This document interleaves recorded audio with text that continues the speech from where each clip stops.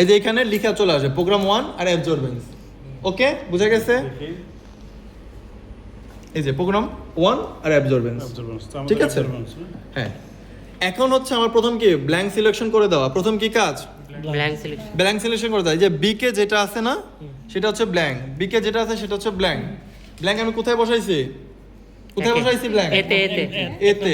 তাহলে বি কে তে একবার টাচ করব, টাচ করার পরে এতে একটা ক্লিক করব। প্রথমে কি বিকে ব্ল্যাঙ্ক, বিকে ব্ল্যাঙ্ক মানে ওকের পরে, হ্যাঁ ওকের পরে বিকে, হ্যাঁ বিকে বিকে তে ক্লিক করলাম। ক্লিক করার পরে যেখানে আমার অ্যাবজর্বেন্স আছে বা যেখানে হচ্ছে অ্যাবজর্বেন্স বলে ব্ল্যাঙ্ক বসাইছি ওই ওই ঘরটাতে একটা ক্লিক করে দেব। ব্ল্যাঙ্কটাও সিলেক্ট করতে হবে। মানে হয়ে গেছে। তারপরে এস এ এম নামে একটা অপশন আছে, দেখেন S A M, it's means sample. স্যাম্পলে ক্লিক করলাম একবার, দেখেন এম মানে সিলেক্টের পরে, সিলেক্টের পর এস এ এম ডট দাও, এটা মানে হচ্ছে স্যাম্পল।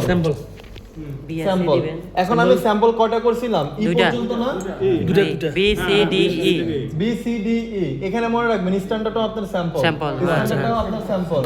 তাহলে বি সি ডি ই, তাহলে B C D E select করে দিলাম। D B C D E E E select. প্রত্যেকটা ঘরে লেখা আসবে 001 002 003 004, মানে জাস্ট সিনক্রোনাইজ করে লেখাটা আসবে, মার্কিং করা, আর কিছু না। যদি সিলেক্ট করা শেষ হয়ে যায় আর কোনো কাজ নাই, কাজ একটাই, স্টার্ট বাটন প্রেস করা।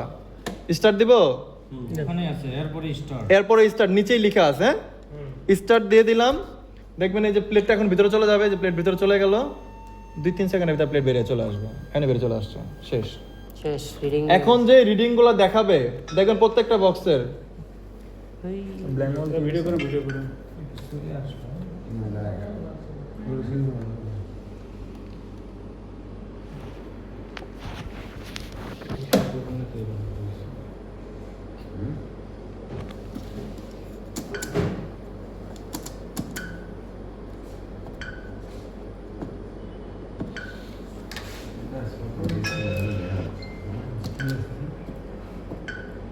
আবার দিবা আবার।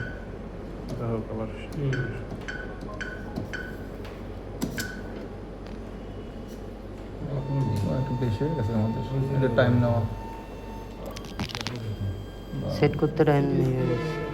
সাথে সাথে আসছে না বেরো টু লো